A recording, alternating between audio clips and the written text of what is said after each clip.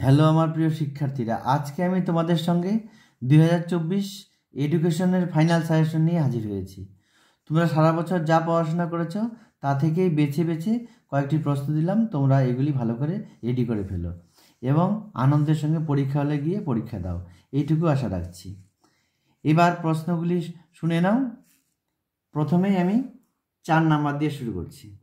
প্রথমে তোমাদের হলো নবম অধ্যায় এবং দশম অধ্যায়। নবম এবং দশম অধ্যায়ের প্রশ্নগুলির মান কিন্তু তোমার 4 থাকবে। সেই অধ্যায় থেকে কী কী পড়বে সেই প্রশ্নগুলি বলছি, শুনে নাও। এই প্রশ্নগুলি অত্যন্ত গুরুত্ব সহকারে রেডি করবে। নবম অধ্যায় থেকে যেগুলি ভালো করে পড়বে সেই প্রশ্নগুলি বলছি, শুনে নাও। 1 নাম্বার, মূক ও বধির শিশুদের শিক্ষাদানের 4টি পদ্ধতি আলোচনা করো, বা মূক ও বধির শিশুদের শিক্ষাদানের পদ্ধতিগুলি লেখো। এভাবে এই প্রশ্নটি আসতে পারে। এটি ভালো করে, অত্যন্ত ভালো করে রেডি করবে। এই প্রশ্নটি হয়তো প্রশ্ন খুললেই তোমরা পরীক্ষা হলে পেয়ে যাবে। 2 নাম্বার, দৃষ্টিহীন শিশুদের শিক্ষার প্রধান উদ্দেশ্যগুলি কী লেখো। এটা দেখে রাখবে। ব্রেল পদ্ধতি সম্পর্কে সংক্ষেপে আলোচনা করো। এই 3টি প্রশ্ন ভালো করে পড়বে। তার মধ্যে ভালো করে পড়বে 1 নাম্বারটি।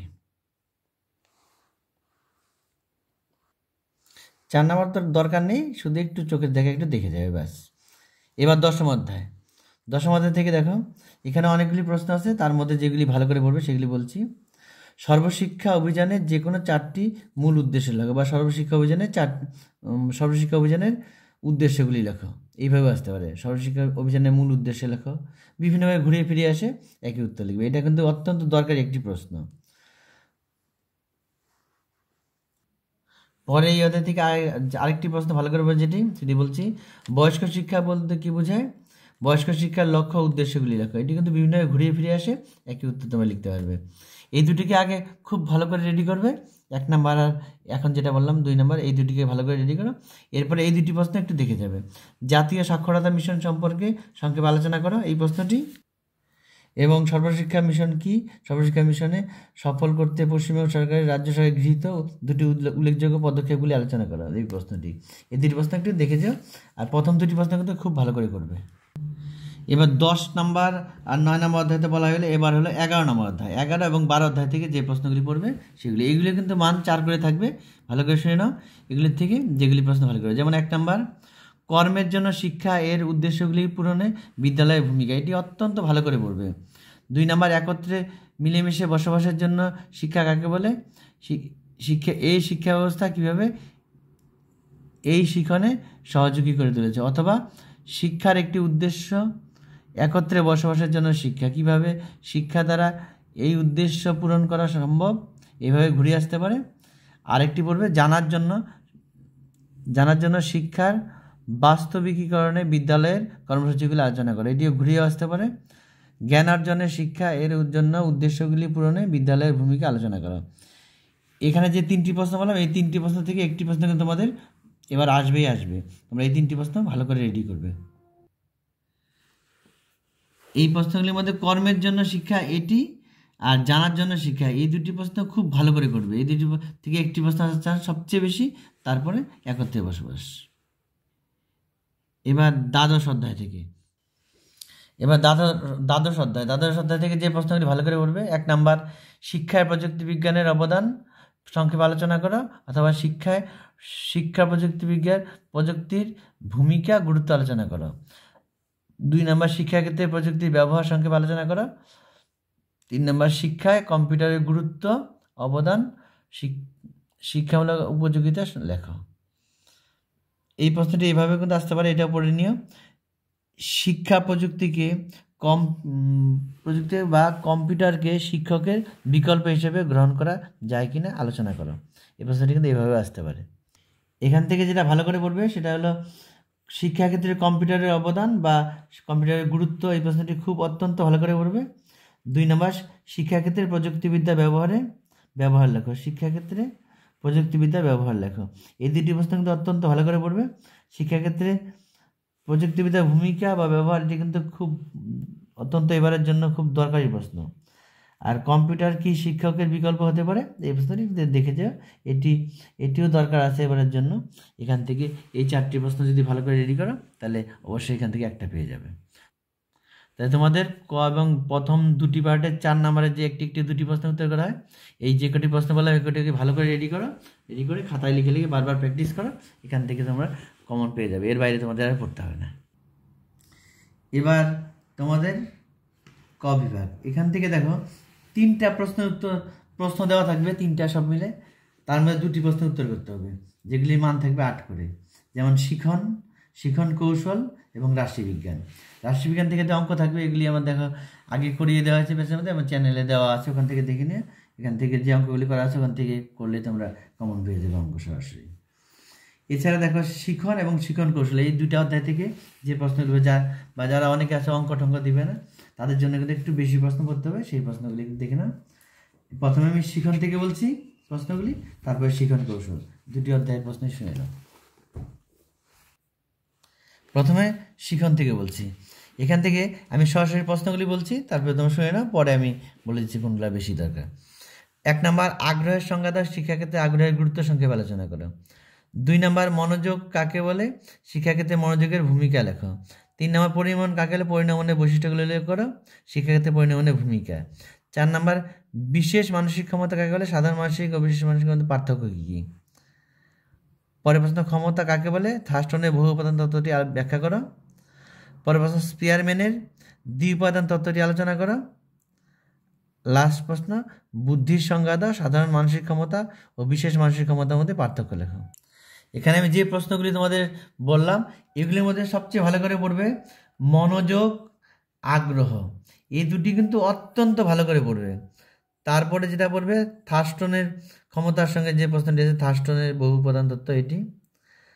তারপরে পড়বে পরিণমনের প্রশ্নটি। এই কটি প্রশ্ন খুব ভালো করে পড়বে, তাহলে এখান থেকে একটি প্রশ্ন কমন পেয়ে যাবে। এবার দ্বিতীয় অধ্যায় থেকে যেগুলি পড়বে দেখো, 1 নাম্বার শিখনের কৌশল হিসেবে স্কিনার বক্স কি, সংক্ষেপে স্কিনার বক্সের পরীক্ষাটি বর্ণনা করো। 2 নাম্বার শিক্ষাক্ষেত্রে প্রাচীন অনুবর্তনের গুরুত্ব লেখো, অপনুবর্তন বলতে কি বোঝায়। 3 নাম্বার সক্রিয় অনুবর্তনের বৈশিষ্ট্যগুলি লেখো, শিক্ষাক্ষেত্রে সক্রিয় অনুবর্তনের মূল্যায়ন করো। পরের প্রশ্ন শিক্ষাক্ষেত্রে প্যাভলভের প্রাচীন অনুবর্তন তত্ত্বটি উপযোগিতা লেখো। পরের প্রশ্ন অন্তর্দৃষ্টি শিখন কাকে বলে, অন্তর্দৃষ্টি শিখনের মূল বৈশিষ্ট্যগুলি লেখো। সক্রিয় অনুবর্তনের বৈশিষ্ট্যগুলি, শিক্ষাক্ষেত্রে সক্রিয় অনুবর্তনের ভূমিকা লেখো। পরের প্রশ্ন প্রাচীন অনুবর্তন ও সক্রিয় অনুবর্তনের পার্থক্য লেখো। এখান থেকে একটি প্রশ্ন পড়ে যাবে অন্তর্দৃষ্টিমূলক শিখন কাকে বলে, অন্তর্দৃষ্টিমূলক শিখনের বৈশিষ্ট্য লেখো। পরের প্রশ্ন প্রচেষ্টা ও ভুলের শিখন কৌশল এবং অন্তর্দৃষ্টিমূলক কৌশলের মধ্যে পার্থক্য লেখো। এই প্রশ্নটা দেখে যাও। এবার 3 নাম্বার অধ্যায় রাশিবিজ্ঞান। রাশিবিজ্ঞান থেকে পড়বে কেন্দ্রীয় প্রবণতা পরিমাপ কাকে বলে, মিন মিডিয়ান মোড এর সুবিধা অসুবিধাগুলি এবং সংজ্ঞা, এইটুকুই পড়বে, আর কিছু লাগবে না। এগুলি তোমাদের দেখবা করিয়ে দেওয়া হয়েছে ব্যাসের মধ্যে এবং এগুলিকে লিখেও দেওয়া হয়েছে প্রশ্নগুলির উত্তর। তাহলে মিন আর মোড এই 2টি পদ্ধতি অঙ্কগুলি তোমরা করবে। মিন মিডিয়ান মোড 3টা ছিল, 3টার মধ্যে যেহেতু মিডিয়ান এর আগের বছর পরীক্ষায় আসছে এই জন্য আমি মিন আর মোড এই 2টি দিলাম। তোমরা 3টাই প্র্যাকটিস করো, কিন্তু এই 2টি বেশি দরকারি। তোমার চ্যানেল থেকে দেখে সেখান থেকে অঙ্কগুলি প্র্যাকটিস করো। এখানে সব মিলিয়ে 3টা অধ্যায় দেওয়া হলো। এই 3টা অধ্যায়ের মধ্যে প্রথম 2টা যারা অঙ্ক না দেবে তারা প্রথম যে 2টা অধ্যায় বললাম 2টা অধ্যায় কিন্তু আমাদের ভালো করে পড়তে হবে। আর যারা অঙ্ক দেবে তারা অঙ্কটা করবে, আর সঙ্গে ওই 2টির মধ্যে যে কোনো যার যেটা পছন্দ হবে সেই অধ্যায়ের প্রশ্নের উত্তর করতে পারবে। পঞ্চম, ষষ্ঠ, সপ্তম ও অষ্টম এই 5টি অধ্যায় থেকে 3টি প্রশ্ন আসবে, এখান থেকেও তোমাদের 2টি প্রশ্নের উত্তর করতে হবে। তাহলে এক একটা অধ্যায় থেকে এখান থেকে খুব কমই দেওয়া হয়েছে, তোমরা এগুলি দেখে নাও, এগুলি রেডি করবে তাহলে হয়ে যাবে। যেমন 4র্থ অধ্যায়, এখান থেকে একটি প্রশ্ন দেওয়া হয়েছে, দেখো শিক্ষায় সমসুযোগ বলতে কি বোঝায়, শিক্ষার সমসুযোগের ধারণাটি ব্যাখ্যা করো। আসলে এই প্রশ্নটি আসবে, নাহলে এই অধ্যায় থেকে কোনো প্রশ্নই আসবে না।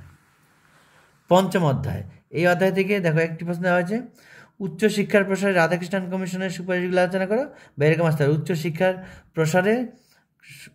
উচ্চশিক্ষায় কমিশনের সুপারিশগুলি লেখো, এইভাবে আসতে পারে, বিভিন্নভাবে ঘুরিয়ে টুরিয়ে আসে, এটাকে ভালোভাবে দেখে নিও, ভালো করে রেডি করো।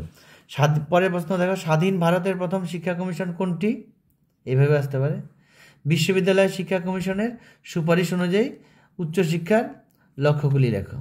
এই প্রশ্নটি কিন্তু বিভিন্নভাবে ঘুরে আসে, আর যদি এই অধ্যায় থেকে আসে তাহলে এই প্রশ্নটি আসবে, এটি ভালো করে রেডি করবে। ষষ্ঠ অধ্যায় থেকে করবে মুদালিয়ার কমিশনের মতে মাধ্যমিক শিক্ষার লক্ষ্য ও উদ্দেশ্যগুলি কী কী, এ প্রসঙ্গে সপ্তপ্রভা ধারণাটি ব্যাখ্যা করে। এই প্রশ্নটি অত্যন্ত যত্ন সহকারে খুব ভালো করে রেডি করবে। এরপরে দেখো মাধ্যমিক শিক্ষার কমিশনে কারিগরি শিক্ষা কাঠামো সহশিক্ষা সম্পর্কে সুপারিশগুলি আলোচনা করা, এই প্রশ্নটিও দেখে রাখো, এটিও কিন্তু অত্যন্ত দরকারি প্রশ্ন। মুদালিয়ার কমিশনের সভাপতি কে ছিলেন? কমিশনের সুপারিশ অনুযায়ী মাধ্যমিক শিক্ষার লক্ষ্যগুলি আলোচনা করে, এই প্রশ্নটি দেখে রাখো। মাধ্যমিক শিক্ষার কাঠামোটি আলোচনা করো, এই প্রশ্নটিও দেখে রাখো। তো প্রথম দুটি প্রশ্ন 1 এবং 2 নাম্বার যে প্রশ্ন যদি বললাম, এই দুটি কিন্তু খুব ভালো করে করবে, এই দুটি থেকে একটি আসার চান্স এবার খুব বেশি। এবার সপ্তম অধ্যায় থেকে দেখো কোঠারি কমিশনের সুপারিশ অনুযায়ী মাধ্যমিক শিক্ষার কাঠামো পাঠ্যক্রম আলোচনা করে, এই প্রশ্নটি অত্যন্ত দরকার, হয়তো প্রশ্ন করলে এই প্রশ্নটি পেতে পারো। 2 নাম্বার প্রাথমিক শিক্ষা সংক্রান্ত কোঠারি কমিশনের সুপারিশগুলি আলোচনা করো। 3 নাম্বার বৃত্তীয় কারিগরি শিক্ষার সংজ্ঞা, বৃত্তীয় কারিগরি শিক্ষার গুরুত্ব বা তাৎপর্য লেখো, এই প্রশ্নটিও কিন্তু এবারের জন্য অত্যন্ত দরকারি। পরের প্রশ্ন মাধ্যমিক শিক্ষা কাকে বলে, কোঠারি কমিশনের মতে মাধ্যমিক শিক্ষার লক্ষ্য উদ্দেশ্যগুলি লেখো। লাস্ট প্রশ্ন প্রাক প্রাথমিক শিক্ষার কি, এর উদ্দেশ্য কি, এই প্রশ্নটি। তো এই প্রশ্নগুলি ভালো করে করো, তার মধ্যে ভালো করে করবে কোঠারি কমিশনের সুপারিশ অনুযায়ী মাধ্যমিক শিক্ষার কাঠামো ও পাঠ্যক্রম, এই প্রশ্নটি অত্যন্ত দরকারি। প্রাথমিক শিক্ষা সংক্রান্ত কোঠারি কমিশনের সুপারিশ অনুযায়ী আলোচনা করো সুপারিশগুলি, এটি। আর বৃত্তীয় কারিগরি শিক্ষা, এই 3টি প্রশ্ন কিন্তু অত্যন্ত ভালো করে রেডি করবে। অষ্টম অধ্যায় থেকে আমি 2টি প্রশ্নই বলবো, যদি আসে এই 2টির মধ্যে একটি আসবে, না হলে আর কোনো প্রশ্নই আসবে না। 1 নাম্বার জাতীয় শিক্ষানীতি 1986 এর মূল সুপারিশগুলি আলোচনা করো, এই একটি প্রশ্ন। আরেকটি প্রশ্ন জাতীয় শিক্ষানীতি পর্যালোচনার পরিপ্রেক্ষিতে জনার্দন রেড্ডি কমিটির সুপারিশগুলি লেখো।